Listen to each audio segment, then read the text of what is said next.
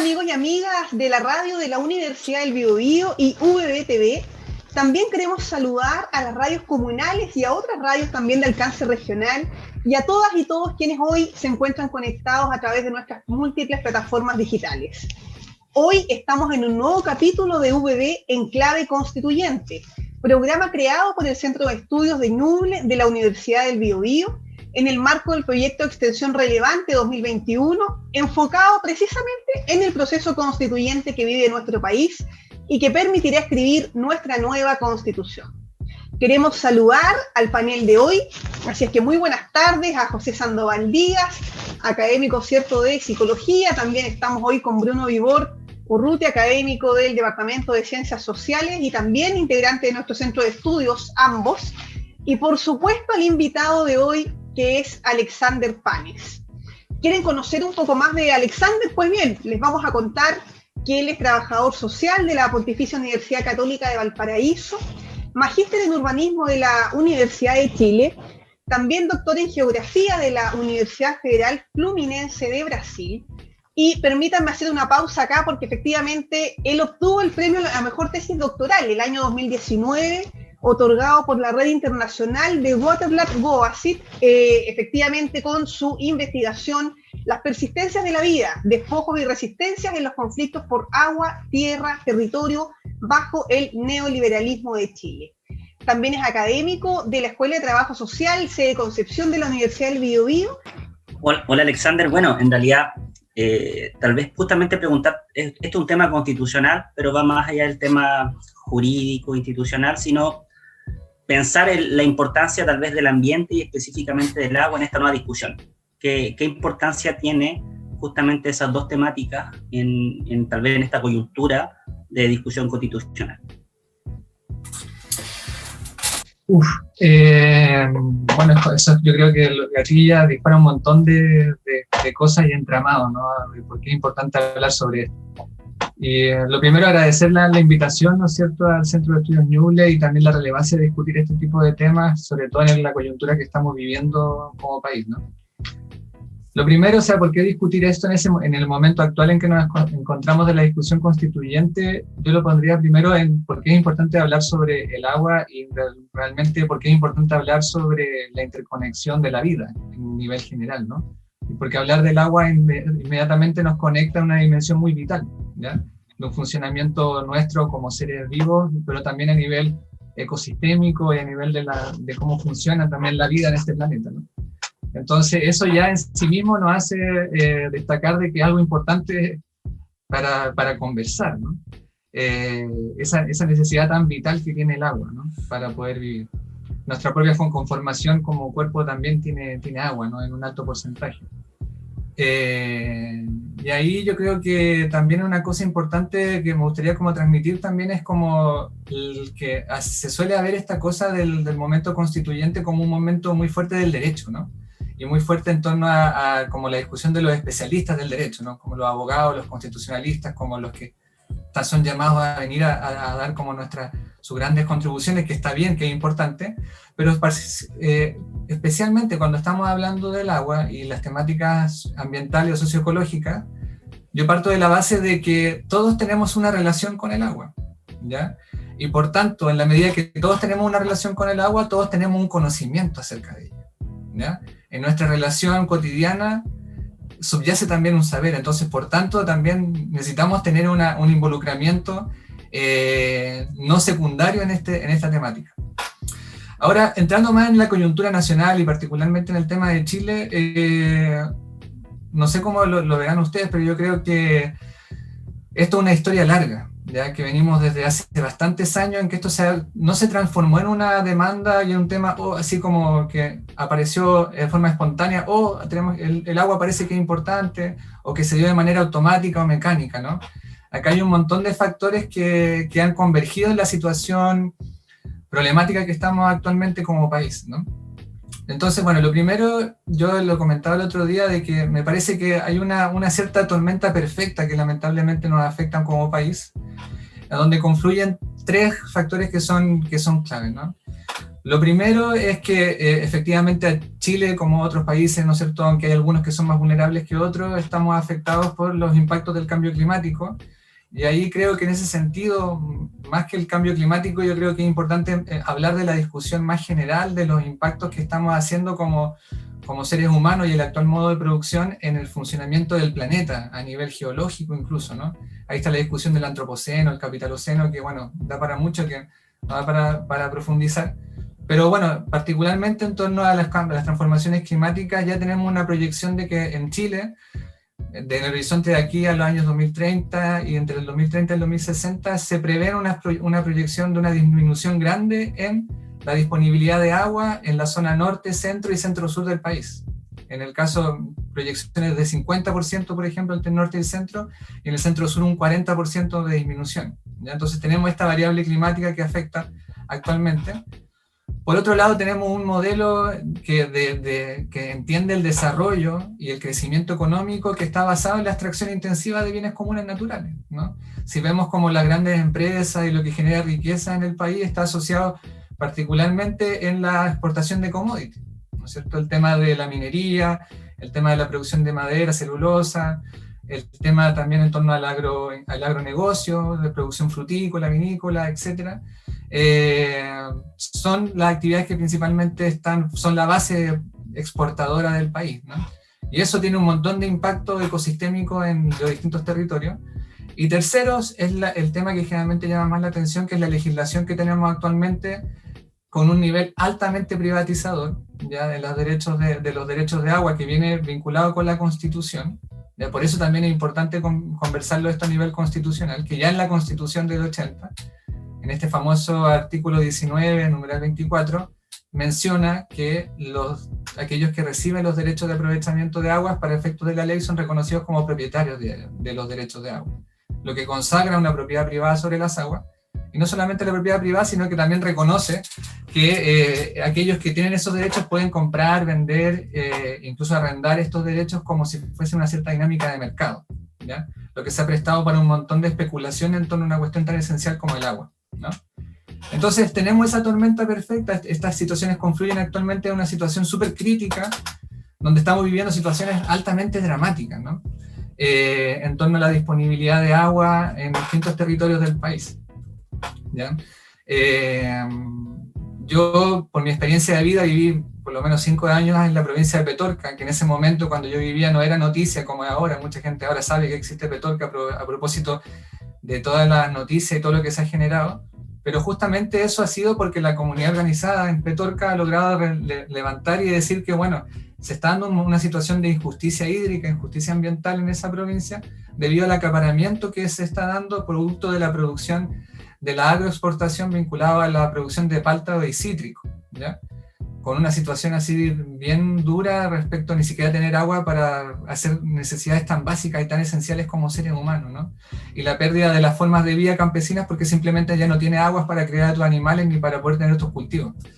Entonces, eso que estalló muy fuerte en Petorca, que es bien emblemático, así como en otros territorios del país, no está muy lejos de lo que se vive, por ejemplo, en la región de Ñuble, ¿no es cierto?, donde tenemos situaciones en comunas como Ningüe, donde la cantidad de personas, por ejemplo, que es abastecida por camiones de aljibe es casi la misma de la comuna de Petorca, ¿ya? Entonces, particularmente el secano costero de la región de Ñuble también está siendo súper afectada por esta situación del abastecimiento de agua en camiones de aljibes, que en sí mismo ya es una violación del derecho humano al agua.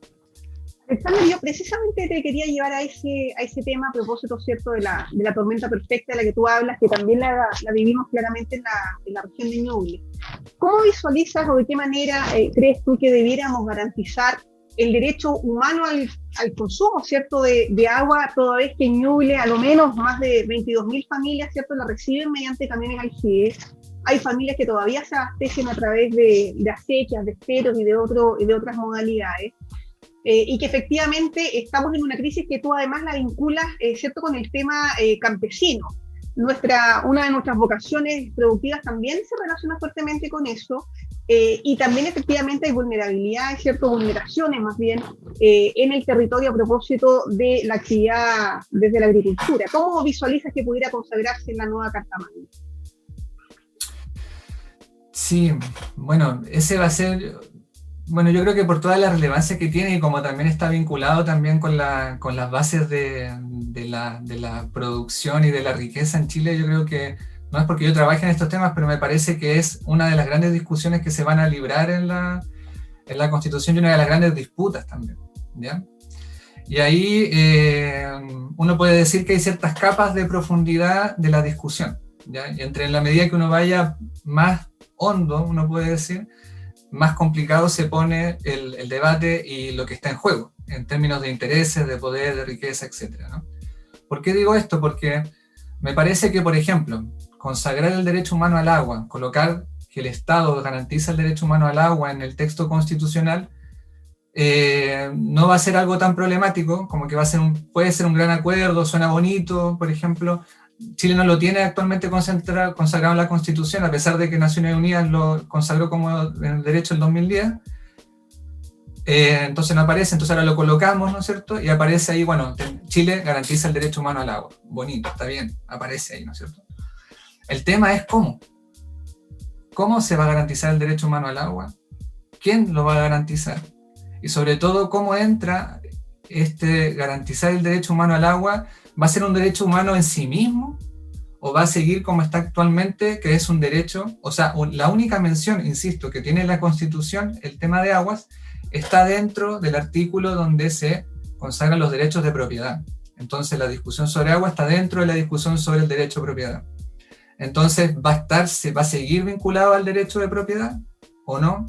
Eso me parece que es una discusión muy de fondo y que toca muchos intereses actualmente en juego, ¿ya? Entonces va a ser duro esa cuestión, ¿ya? ¿Cómo lo veo yo? Creo que primero ahí tenemos una oportunidad como país, ¿no es cierto?, como los pueblos que habitan este país, de poder dar una discusión más en profundidad y también como cuestionando el estado actual de cómo se está pensando el desarrollo, el crecimiento y todo, ¿no?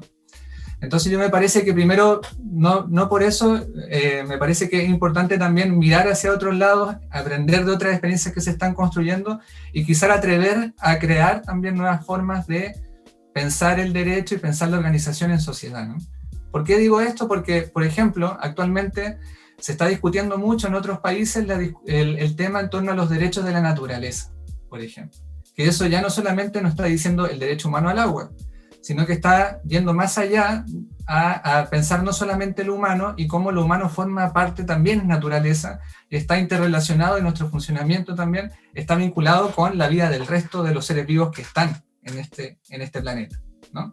Entonces hay avances bien importantes que se hicieron con todas las contradicciones que podemos ver en el caso de Bolivia, Ecuador, en otros países también del norte, o sea, reconocimientos que se han hecho en otros países, Noruega, algunas cosas en Nueva Zelanda, en donde se han avanzado en torno a esta discusión de los derechos de la naturaleza. Yo creo que es una discusión importante, una discusión de fondo, que primero me parece que es importante que la reconozcamos, que está ahí, que se está librando, ¿ya? Luego, me parece que hay que avanzar hacia el tema del derecho humano al agua, pero yo creo de que si nos quedamos solamente en decir hay que garantizar el derecho humano al agua, ¿no es cierto? Y en el sentido mínimo, que es lo que dice Naciones Unidas, tiene que garantizarse según la cantidad, según la calidad, que sea aceptable, ¿no es cierto?, para quien consume esa agua, o sea, realmente me parece aceptable, que sea asequible económicamente y que sea accesible físicamente, que no tengan que viajar kilómetros para ir a buscarla. Esa es la definición básica de Naciones Unidas, ¿no? Entonces me parece que necesitamos avanzar en una discusión que profundice eso, ¿ya? Y ahí yo creo que necesariamente nos topamos obviamente con un montón de otros temas que también nos explican el por qué estamos ahora discutiendo esto, ¿no? Y ahí necesariamente creo que hay una discusión en torno a la democratización, ¿ya? La democratización y el cómo se garantizan ciertos derechos, en este caso el tema del agua. Entonces ahí me parece que la pregunta es, bueno, ¿quién debería gestionar nuestras aguas? Si reconocemos que es un bien tan esencial. ¿Da lo mismo que el derecho humano al agua lo garantice una empresa privada que una empresa pública o que un sistema comunitario? ¿Cuáles son nuestras prioridades en ese sentido? ¿Ya? Ustedes saben de que actualmente más del 90%, por lo menos de la gestión del agua potable en los sectores urbanos, está en manos privadas, y tenemos 3 grandes grupos económicos que son extranjeros, que son los que administran el agua potable. Tenemos el caso acá de Desvío, por ejemplo, en Concepción, que los dueños son los fondos privados de pensión de los profesores del estado de Ontario en Canadá, para dar cuenta más o menos del nivel de financiarización en la que está involucrado el sistema. Eso, no sé, José, ¿querías complementar algo? Sí, justamente estaba pensando en el tema de la democratización y comentaste justamente, yo te pensaba en el momento instituyente, más allá de este momento constitucional y el papel específicamente de la ciudadanía. Tomando, por ejemplo, algunos aforismos que surgen en función de no es sequía, es saqueo, ¿ya? Entonces, ahí me gustaría tal vez que pudieras contarnos un poquito el papel que ha tenido la sociedad civil y el papel que ha tenido y que puede tener en esta nueva constitución, no solamente en términos de oportunidades, sino también puede tener ciertas mayor vulnerabilidades también, entonces también es una trampa, puede haber elementos tramposos también en esta nueva herramienta. Buena pregunta. Bueno, yo creo que ahí es un poco lo que yo trabajé en la tesis, la verdad, ¿no? Porque yo me daba cuenta que habían discusiones como muy en el mundo académico, como en el mundo como especialista de esta discusión, que estaban muy centrados en, por ejemplo, la discusión de la legislación y las disputas que habían en torno a la legislación, o muy en torno al tema del cambio climático, y había como una parte, un sector que estaba completamente ausente de la discusión, y era en ese sentido las comunidades o movimientos sociales que han surgido también a propósito de la problemática hídrica, ¿no? Y ahí hay toda una historia súper larga, o sea, miren, desde la postdictadura, desde los años 90, tempranamente la legislación de agua y la opción de esta idea de modelo de desarrollo, bien entre comillas, que adopta Chile, empieza a ser cuestionada. Empieza a ser cuestionada justamente acá, ¿no es cierto?, en esta zona de Ñuble, Biobío, a partir de los grandes proyectos de represas que se están empezando a diseñar en los 90 con Pangue y después con Ralco, en el Alto Biobío. Ahí tempranamente se empieza a cuestionar desde las comunidades pehuenche cómo la legislación privada estaba imposibilitando el garantizar los derechos de las comunidades, ¿no? Y desde ahí, desde ese momento temprano, ha habido un montón de movilizaciones que se han ido acumulando, donde también es importante de que no es solamente una cosa nacional, ¿no? Así como país, nosotros también vivimos estas ondas también de contagio, pero de contagio para bien, no como con el COVID, en torno a los procesos latinoamericanos también, ¿ya? A propósito de lo que está ocurriendo ahora en otros lugares como Colombia, ¿no? Y un hito muy importante a nivel latinoamericano fue el año 2000, que no es casual de que haya sido el año 2000, porque vivimos todos unos años 90 que fueron los años dorados de la privatización y las recomendaciones del FMI, del Banco Mundial, en torno a cómo que había que privatizar los servicios de agua potable para que fueran más eficientes. Y el año 2000 de repente estalla la guerra del agua en Cochabamba, en Bolivia, ¿no? Que fue un hito bien importante, donde efectivamente el pueblo de Cochabamba se opone a la privatización de la empresa de agua y logra vencer, ¿no es cierto?, y que se expulse a la empresa privada. Eso tuvo una repercusión muy fuerte en muchas organizaciones, viendo que efectivamente había un proceso que se podía revertir y abre también un cuestionamiento al neoliberalismo muy importante y particularmente el tema del agua, ¿no? Entonces, desde ahí empiezan a ocurrir cosas también importantes como lo que ocurre con Pascualama, acá en Chile, el cuestionamiento y la defensa de los glaciares, ¿no es cierto? Hasta que yo creo que llegamos al año 2011, que es un año que fue convulsionado en varios sentidos, se habla mucho del movimiento estudiantil, pero a nivel territorial en distintos lugares también hubo una efervescencia muy fuerte, en muchas regiones del país, muchas luchas territoriales, donde justamente el agua aparece como un componente protagónico, y ahí tempranamente se empieza a cuestionar cómo no era el conflicto como comunidad X con empresa X, empresa minera, empresa eléctrica, empresa de agroindustria X, sino que realmente había un problema más estructural que estaba afectándonos entre distintos territorios. Y ese es un proceso de pedagógico también y de organización entre los movimientos que empieza a ocurrir, y desde ahí hay un cuestionamiento más fuerte al tema constituyente, que tuvieron que pasar 10 años para que ahora sí podamos discutirlo. Entonces, ¿qué quiero decir con esto a propósito de lo que dice José? O sea, esto no lo estaríamos discutiendo si no hubiésemos tenido comunidades movilizadas y luchas territoriales que hayan levantado esto como una cuestión que es importante, en las características que lo estamos planteando. Y solamente decir, o sea, esto se da cuenta en la claridad de la importancia constituyente en el tema de las votaciones del apruebo y el rechazo en algunos territorios, ¿no? Vimos, por ejemplo, en el caso de Freirina, el caso de Petorca, el caso de otras comunas también que habían sido azotadas por este activismo, cómo arrasó la votación del apruebo. Eso, bueno, el tema de las trampas y todo eso, no sé, da también parto, no sé si sigo con eso o... A ver, Alexander, si me permites, me parece muy, muy interesante lo que planteas, ¿no? Y de repente uno se pregunta qué es lo que pasó en este país, que nos fuimos convirtiendo como en un bicho tan extraño, ¿no? En el contexto de América Latina, sobre todo, la gente no nos comprende, no logra entender cuando uno les explica, por ejemplo, que el agua acá en Chile está privatizada. No lo entienden, o sea, es algo que para nosotros está naturalizado y para ellos es algo inconcebible. Leí el otro día en el diario de que nuevamente el gobierno chileno está intentando exportar agua embotellada a los Emiratos Árabes, ¿no? Lo intentaron en el año 2013, hubo una fuerte resistencia, pero nuevamente a través del Ministerio de Relaciones Exteriores, a través de ProChile, se han hecho muchos estudios de mercado y congresos y seminarios precisamente para incentivar al sector privado a exportar agua. Entonces uno se pregunta, bueno, ¿qué es lo que ocurre, ¿no? Que acá hay personas en Chile que no tienen agua en su casa, no reciben agua de buena calidad ni saludable, como es lo que define las Naciones Unidas. Y sin embargo, Chile le entrega a privados, prácticamente le regala, digamos, títulos de propiedad para que ellos lucren y se hagan millonarios vendiendo agua a países que tienen mucho dinero. Entonces, yo creo que allí hay un rol importante, ¿no? que hay que jugar desde las universidades, desde los movimientos sociales, para empezar a desnaturalizar esto, ¿no? El movimiento estudiantil hizo algo muy, muy importante cuando ellos logran desnaturalizar la idea de que la educación tenía que ser pagada. En todas partes del mundo la educación pública es gratuita.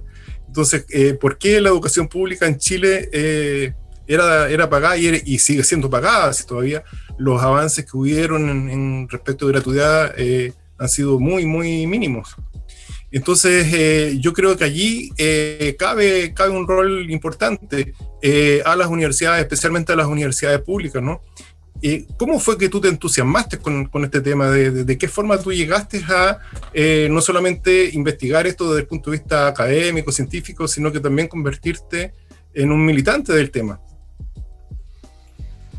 Sí, bueno, yo creo que eso último lo podría vincular con lo primero que dijiste, porque yo creo que yo viví por lo menos en un territorio en la provincia de Petorca por 5 años, que era un territorio en el que justamente se exportaba agua. Ya uno podría decir como en base a la reflexión que tú estabas haciendo, porque claro, está la idea del agua embotellada y cómo eso se puede exportar directamente, ¿no es cierto? Y todo, pero cuando nosotros estamos, por ejemplo, exportando palto, cítrico, o ahora cereza, berries, un montón de otras cosas, lo que está viajando ahí también es agua, ¿no? También es un proceso. Eso ya está ocurriendo, digamos, de forma masiva, ¿no? Hay otros países que esos costos socioecológicos no los están pagando de cierta forma, ¿no? Nosotros eso lo estamos proveyendo, con un montón de precarización territorial que involucra. Entonces, bueno, a mí me pasó que, honestamente, fue como vivirlo, o sea, realmente estar allá entre los años 2008 y 2012, donde vi situaciones muy dramáticas de la falta de agua, el sufrimiento, o sea, yo creo que me acuerdo de algunas cosas muy, muy duras y también como una impotencia también del lugar. Yo estaba trabajando en un municipio allá en la provincia y ver también como la impotencia respecto a la insuficiencia de la respuesta estatal al respecto, ¿no? Como que a veces se daba el tema de se llevaban los camiones de aljibe con fotografías, así como estamos respondiendo con esto, estamos comprando estanques, ¿no? Pero realmente son medidas fuertemente paliativas, ¿no? Entonces, yo creo que eso fue muy clave para mí para entender, o sea, como que realmente necesitamos ir más al fondo en esto. Necesitamos buscar respuestas más a fondo, ¿no? Y ver también la movilización, o sea, yo creo que me tocó estar en un momento también muy álgido de movilización, donde vi muchas personas de sectores pobres de las partes urbanas de la provincia, muchos campesinos y campesinas movilizados también, denunciando, porque en el caso de la provincia de Petorca no era solamente el tema de que la legislación lo amparara, ¿no? El tema de que un árbol de paltos tuviera más valor que una familia, ¿no? Porque eso es lo que pasa, o sea, eso es como un poco lo que dice Bruno, como esta cosa, como esta irracionalidad del modelo de mercado, ¿no? Porque honestamente, en términos del actual modelo en Chile, un árbol de palto sí vale más que una familia en Petorca, porque en el fondo un árbol de palto en una edad de crecimiento recibe 200 litros diarios, ¿ya? De riego, mientras que una persona en la misma provincia de Petorca está recibiendo 50 litros, abastecida por un camión de aljibe, lo que ya precariza su acceso. Entonces estamos hablando de que un árbol de palto realmente vale más no solamente económicamente, sino que en el orden social que estamos vale más, ¿ya? Y yo creo que esa situación de injusticia, y más encima en el caso de allá, sumado a una situación de robo, porque había gente que tenía derechos de agua y estaba extrayendo pozos y construyendo drenes ilegales para sacar más agua de la que realmente tenía inscrita, ¿no? Entonces yo creo que en ese momento, yo creo que los conflictos son también pedagógicos, o sea, son de mucho sufrimiento, mucho malestar, pero también nos enseñan, nos conectan. A mí me gusta mucho una definición sobre qué es el neoliberalismo, ¿no?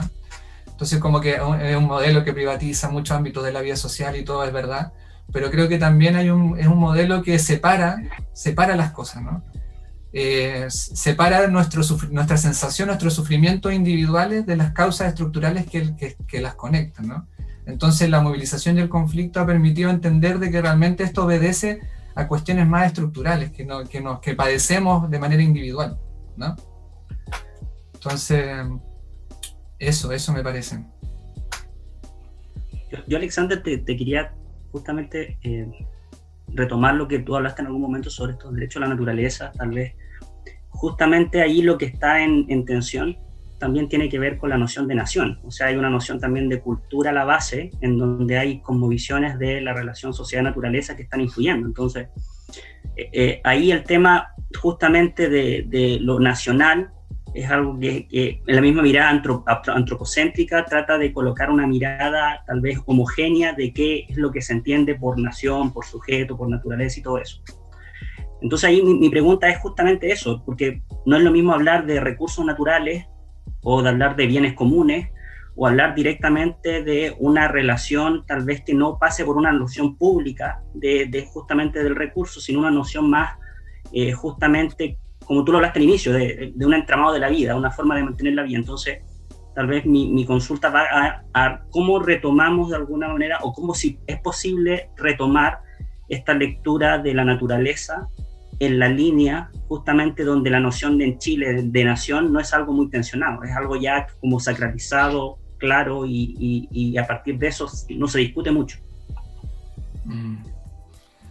Sí, o sea, mira, yo creo que lo van a ver en un próximo capítulo, por lo que me dijeron, con el tema de los pueblos, pero es una discusión que está directamente conectada. O sea, yo en el fondo no hay discusión posible, en mi caso, sobre derechos de la naturaleza, si no cuestionamos la idea del Estado-Nación, ¿ya? Y la idea monocultural que está detrás del Estado-Nación.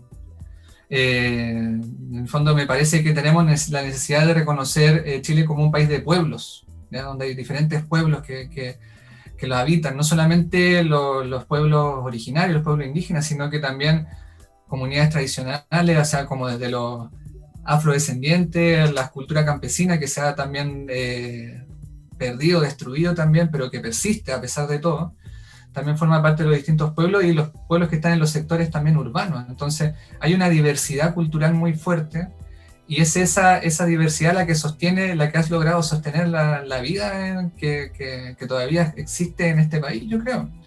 Entonces pasa también por cuestionarnos eso, ¿ya? Cuestionar esta idea más plurinacional. Y yo creo que es bien duro, porque algo que tensiona incluso el propio derecho. O sea, el derecho también está fundado en una idea como moderna, también como más muy del objeto del derecho, ¿no es cierto? Pero realmente yo como lo veo y como lo he visto en estos años de involucramiento, creo que la situación a la que nos está llevando este modelo actual realmente es como realmente devastadora, o sea, nos están llevando al abismo, ¿ya? Y si no ponemos este freno, que decía un poco Benjamin, ¿no? Como este freno de emergencia, nos vamos al precipicio, ¿no? Y por lo menos creo yo, así como socioecológicamente hablando.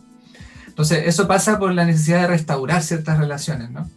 Y ahí, por ejemplo, en el caso del tema de agua, hay una cosa muy siniestra que está bajo la base del Código de Aguas, por ejemplo, que es la separación de la propiedad del agua con la tenencia de la tierra.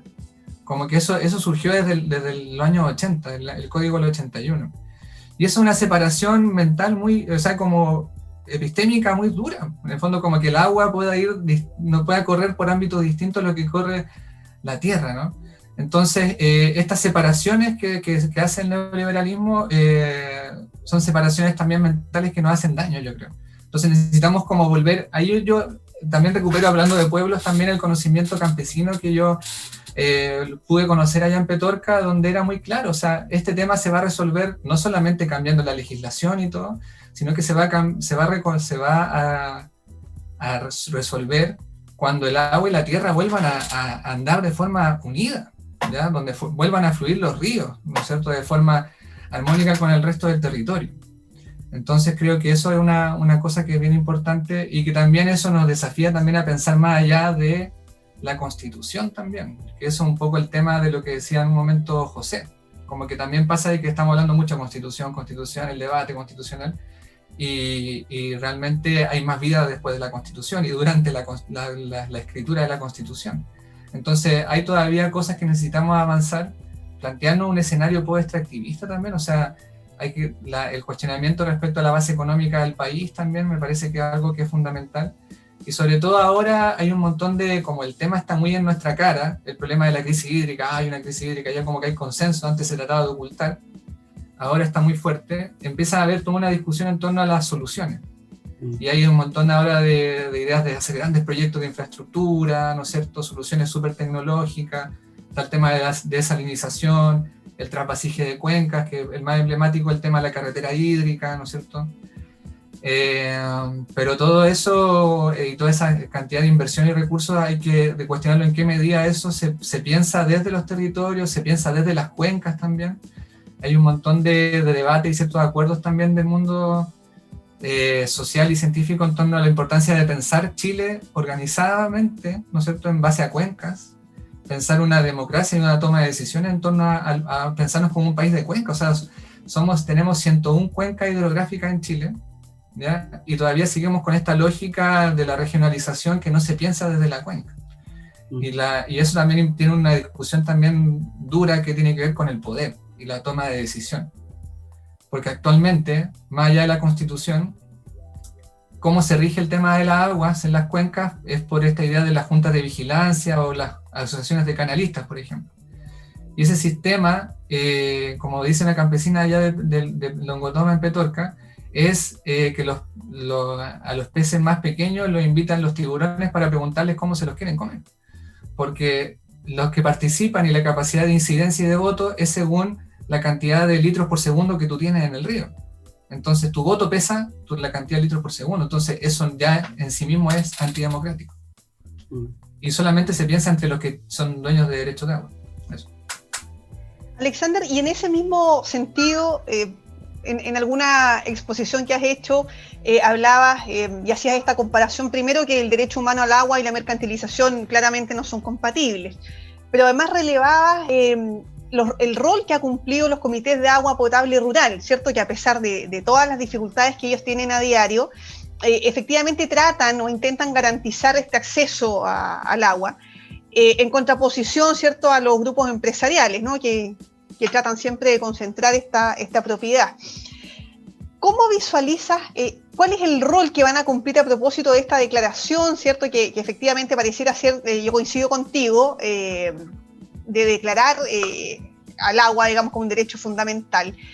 Entonces, ¿cuál va a ser el rol que van a jugar primero las instituciones públicas, la DGA? ¿Cómo va a conciliarse con esta nueva normativa?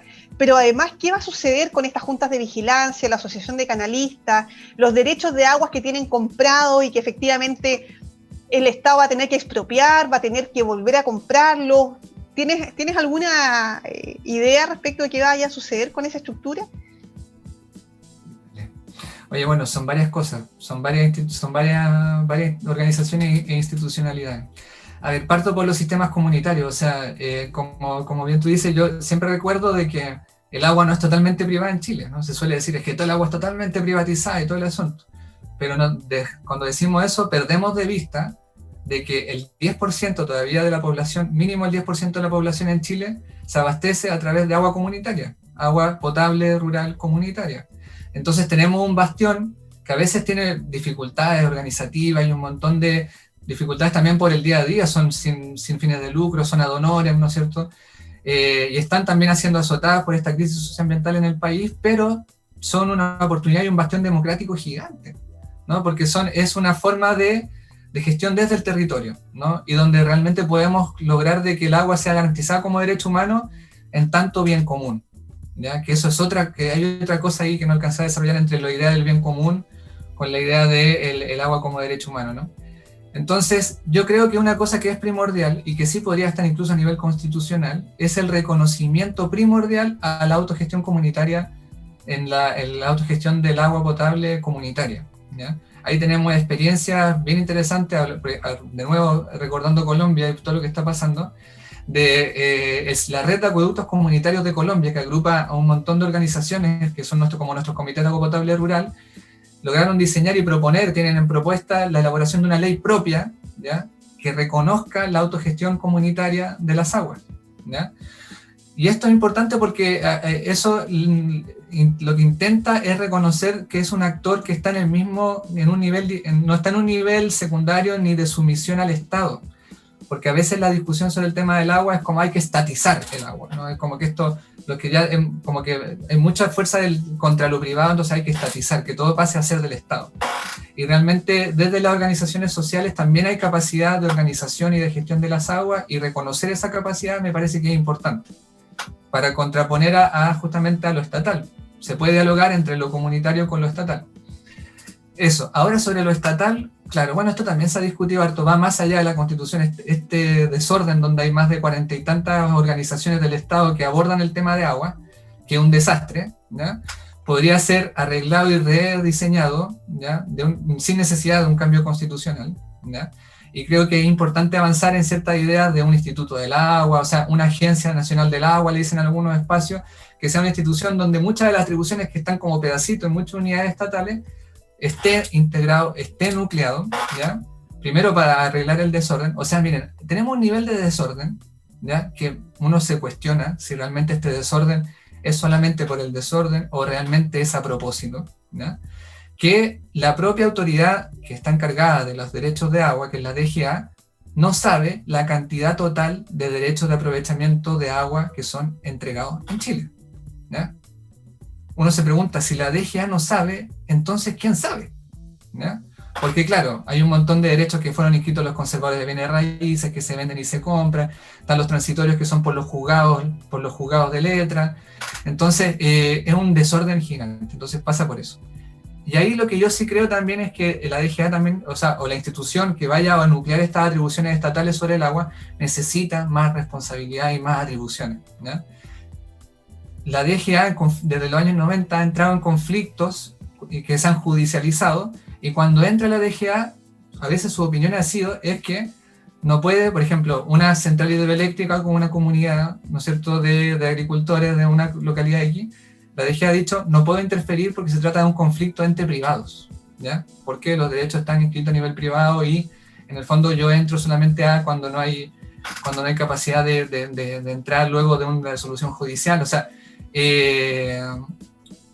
los niveles de injerencia que tiene actualmente el Estado son muy bajos, y la capacidad técnica de fiscalización también es súper baja. O sea, la cantidad de gente que trabaja en la DGA para todos los niveles de conflicto y todo son súper críticos. Y lo último, que yo creo que es lo más duro, ¿no? O sea, es curioso esto del tema de cuando tú decías como el agua que se compró, ¿no? Ahora vemos lo que ha ocurrido, yo creo que lo que está ocurriendo en algunos territorios ilustrativos, de cómo se piensa la solución dentro de los márgenes del neoliberalismo. en Petorca, que ha salido harto en esta conversa, actualmente para resolver la crisis hídrica, lo que el Estado está haciendo es que está comprando derechos de agua. Le está comprando derechos de agua a algunos agricultores que no lo estén utilizando, y esos derechos de agua se los está entregando a comités de agua potable rural, ¿ya? Ahora, ¿qué es lo que se pierde de vista en ese esquema? Es que muchos de esos agricultores, grandes agricultores que tienen derechos de agua, no los compraron, ¿ya? Los recibieron de manera gratuita desde que la creación del Código de Agua. Algunos ya venían de antes, ¿no? Pero muchos desde el año 81 que se promulga el Código de Agua empiezan a pedir, a solicitar derechos, de forma súper desigual también el tema de la información, porque los pequeños campesinos en muchas comunidades no se enteran que el agua estaba bajo este régimen privado hasta finales de los años 90, cuando empieza a faltar agua, ¿ya? Entonces, el Estado ahora, la solución que plantea es comprar derechos de agua a aquellos que él mismo le entregó de forma gratuita y a perpetuidad. Entonces, esa cuestión es una vergüenza, me parece. Entonces, yo creo que habría que... Es muy curiosa también esta cuestión, porque cuando entramos en esta discusión, como decías tú, los agentes del sector privado, por ejemplo, la Asociación Nacional de Canalistas, que es un gremio fuerte que ha estado en contra durante muchos años de esta discusión, dice que lo que se quiere hacer es expropiar el agua, ¿no? Expropiar el agua, se quiere hacer un intento expropiatorio, van a perder dentro de sus activos cuando se piden crédito y cosas así, están también los derechos de agua que tienen, ¿no? Pero cuando entramos en esta discusión, a veces la gente del derecho, por ejemplo, que está a favor del modelo, dice, pero si en Chile el agua no es privada, el Código de Agua dice que es un bien nacional de uso público. Entonces, a ver, ¿es un bien nacional de uso público o es un bien económico? Porque cuando nos conviene es bien nacional de uso público, y cuando no, es una propiedad que estoy perdiendo y tengo riesgo de que sea expropiada, ¿no? Entonces, yo creo que ahí hay cosas que tenemos que conversar. Lo que yo creo sobre todo es que en el fondo, si va a ser bien nacional de uso público, tiene que tener este carácter que no puede ser a perpetuidad, y no puede tener este mecanismo transable, ¿ya? En el fondo, en otros lugares se ha discutido esto en torno a entregar por un periodo de años, ¿ya? Sobre todo en base a prioridades de uso, que eso también es una discusión fuerte. ¿Qué usos son prioritarios? No es lo mismo agua para una comunidad que se está quedando sin agua o agua para un producto, una actividad productiva X, ¿no? Hay usos que deberían tener jerarquía, ¿ya? Y eso yo creo que es una cuestión que tenemos que discutir en base al agua que tenemos disponible y ahí tomar decisiones. ¿Sí? Disculpen, la última cosa también que me acuerdo. También esta cuestión hay que recordar de que hay un nivel de sobreotorgamiento de derechos de agua que son un escándalo. O sea, mucha gente tiene derechos de agua que en el fondo hasta el momento son papel, ¿ya? ¿Por qué? Porque el estudio de la Fundación Chile en 2018 daba cuenta de que la cantidad de derechos de agua entregados a nivel nacional supera por lo menos en 6 veces el agua existente en las cuencas, ¿ya? Entonces hay un montón de agua que es papel, o sea, derecho de agua que es papel. No se condice con el agua existente. Entonces necesitamos, en base al agua realmente existente, tomar decisiones. Eso. Alexander, nos ha pillado ya el tiempo, un tema como muy, muy apasionante, ¿no? Porque es esencial. Si las Naciones Unidas han definido el derecho al agua como un derecho esencial, es decir, sabiendo que no existe jerarquía en los derechos humanos, no es posible acceder a otros derechos si no se cuenta primero con el agua. Pues es un tema de vida. Muchas gracias por haber estado acá, por haber aceptado nuestra invitación. Yo creo que tal vez nos quedaron muchas preguntas a José, a Alejandra, a mí. Tal vez más adelante, ya cuando esté el proceso constituyente funcionando, y tal vez podamos invitar a alguno de los constituyentes electos, tal vez sería nuevamente bueno retomar este tema, que va a estar sin duda incorporado en la discusión, porque uno de los acuerdos que se adoptó para la discusión de la nueva constitución dice que hay que respetar los tratados internacionales. Entonces allí Chile tiene que necesariamente reconocer esto, que las Naciones Unidas desde el 2010 lo considera ya como un derecho humano. Así que, bueno, muchas gracias. Sí, muchas gracias, Bruno, muchas gracias, José, en particular, ¿cierto?, a Alexander por esta muy interesante conversación. Y también queremos dejar invitadas, ¿cierto?, a nuestros auditores y quienes nos acompañan hoy, a que también nos acompañen la próxima semana, ¿cierto?, a otro diálogo interesante de este programa VB en clave constituyente. Así que muy buenas tardes, muchas gracias por acompañarnos en este panel hoy.